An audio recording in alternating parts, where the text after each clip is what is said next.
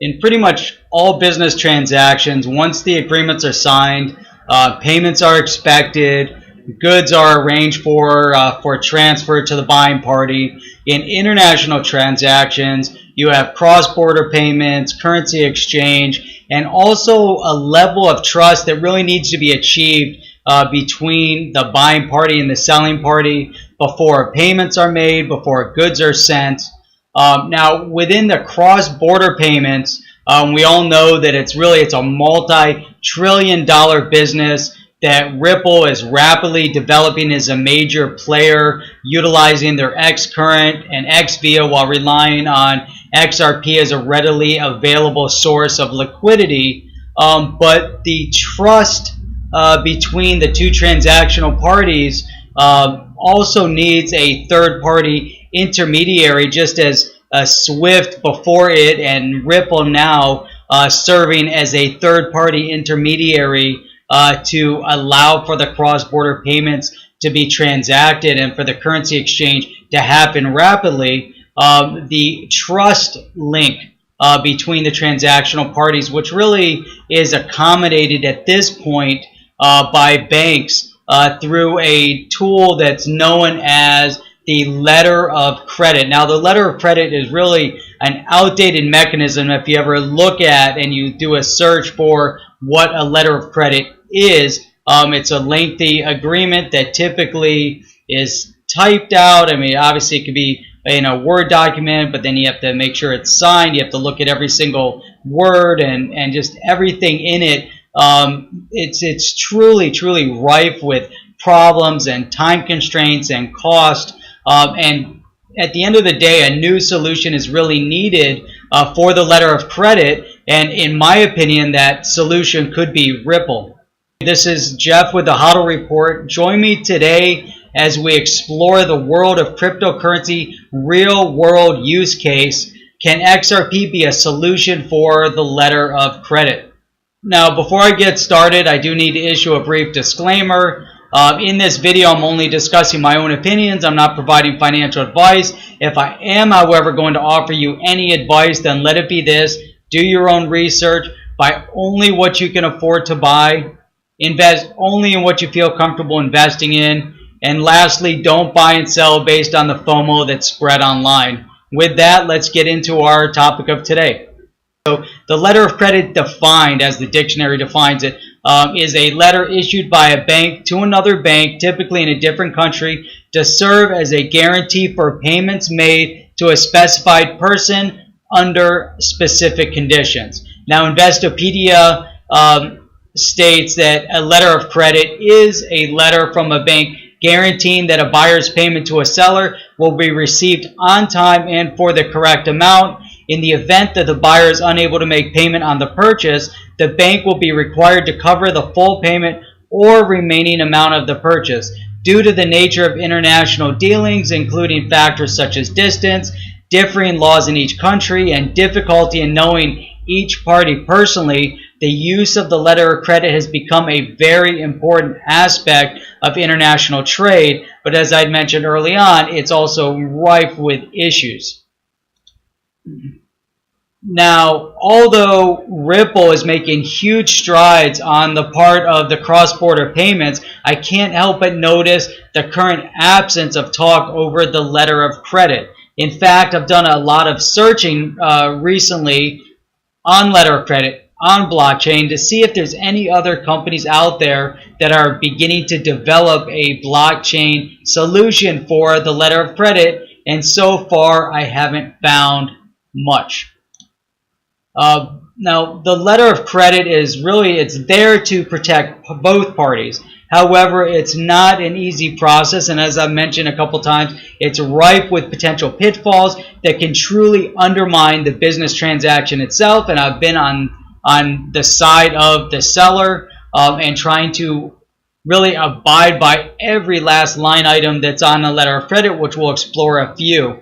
To get the letter of credit, the buyer, the importer, must provide their bank with a considerable amount of information, and the LOC doesn't really accommodate any deviations. What's documented on the agreement is truly legally binding. period, end of story. Any deviations beyond what's written on the agreement could really lead to a termination of the LOC. And as we know, if you have a falling apart of the conditions of payment, then that could also interrupt or interfere with the entire business transaction that could have taken months and months of preparation to finalize.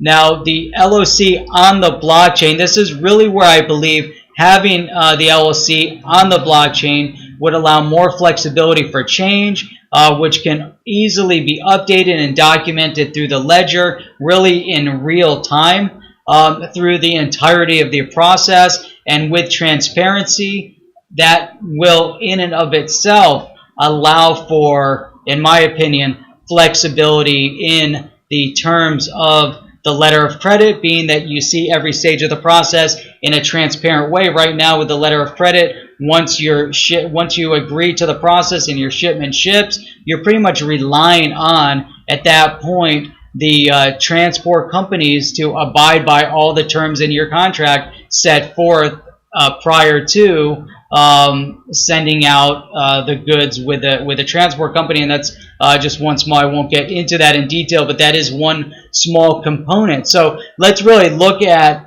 some of the issues with the LOC, and these are just a few requirements of an LOC made by a buyer's bank on request of getting the LOC. So number one, the amount of the transaction. Obviously, the bank is going to be extending itself in terms of credit, either requesting of the buyer to put the money in the account so it's readily available, or they're issuing the buyer credit in the amount of the total transaction, and there should be a time of the transaction included as well, the name and address of the seller, a precise description of the goods that will be shipped. And now this in and of itself can cause issues, because once it's documented onto the letter of credit, let's say that you're shipping 5 goods and one of the 5 goods goes bad for whatever reason, it's damaged, and you need to then replace it with something else, and that doesn't necessarily meet the exact description of the goods. This in and of itself could then cause a cancellation of the letter of credit, which then disrupts payment,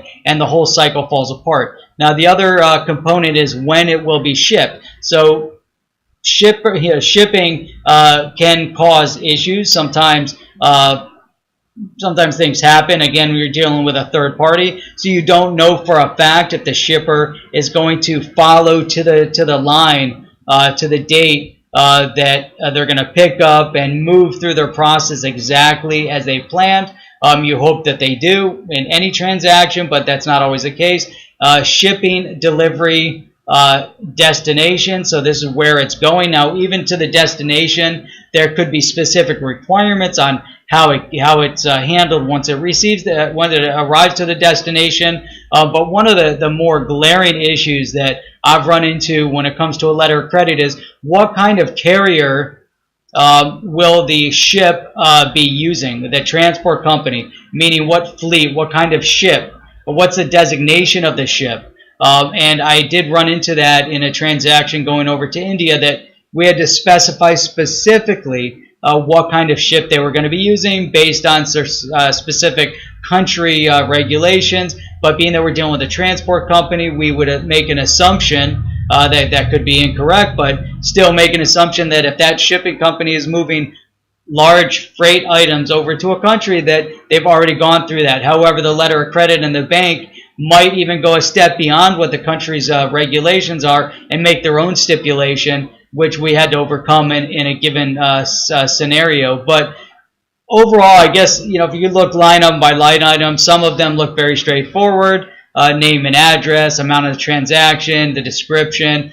However, again, if not accounted for and documented in the LLC specifically, any small deviation can cause and lead to a cancellation of the LOC, which again would cause other problems within the business transaction. Now, the importing party's bank is essentially, as I had mentioned, essentially extending credit on behalf of their client, which will then satisfy the exporting party with monies being released to the exporting party only once all conditions have been met specifically. So one of the conditions could be delivery of the product to the port. It could be shipping of the product, meaning once the product ships, money is now transacted and sent over because it's now in the hands of the shipper. Again, product arriving to the port, product arriving to customs, or product being inspected by the buyer in customs prior to release from customs. So all of these things have to be agreed on in advance and have to be documented in the letter of credit, and any small deviation, again, could cause an issue. So the way I've really been looking at this, and I've thought about this for a long time, in my opinion, the blockchain can help and facilitate a global standardization that can then be designed for a letter of credit to be fully transparent as each step of the agreed on process is reached. And this can really only be accommodated through the blockchain, through the ledger system. However, the small caveat here is being that it is transparent and you do see every step of the process, it should also then be flexible. So this caveat allowing for some flexibility for minor changes, subtle changes in the transaction process after the agreement to the letter of credit. So it shouldn't be set in stone. If it's documented here, you can't have any deviation. That's the caveat that I believe could be accomplished and accommodated through the blockchain to allow for some flexibility. A good is damaged and you have to substitute it with another good, and the buyer agrees. It doesn't cause the whole credit scenario to fall apart. And now again, I had mentioned before in transactions in my business, now I've had exact situations where good A had to be swapped out for good B due to an issue that that we had with one of the products, and the buying party agreed to it. However, under the letter of credit, once it was agreed on that it was good B, that was it. You can't substitute anything. It has to be exactly good B, or you had to go through an addendum to the letter of credit, which we had to do in one scenario, which was almost impossible to get done. Now, as we go to really the point of my video is Ripple. So Ripple being the current growing epicenter of international business transaction, or at least the epicenter of a business transaction being in the financial side of it, the movement of money, the facilitating the movement of money cross-border, facilitating the exchange of currency. I believe that adding a distinct support mechanism to facilitate the LLC of the letter of credit seems to make sense and seems to fit perfectly within the structure that Ripple has developed. And again, I could be wrong. Maybe I'm not smart enough to truly understand the dynamics of the technology behind the Ripple blockchain system. But that's my opinion. Now, I've gone out and I've researched to see who else out there could really accommodate or accomplish something of this magnitude to develop or design a replacement for the LLC, to create an LLC to the blockchain. I found two companies. One was Skew Chain and the other was Wave, but neither of them really seem to be in the same hemisphere as Ripple in really any way. So I know that obviously Ripple has really reached a level with their network of banks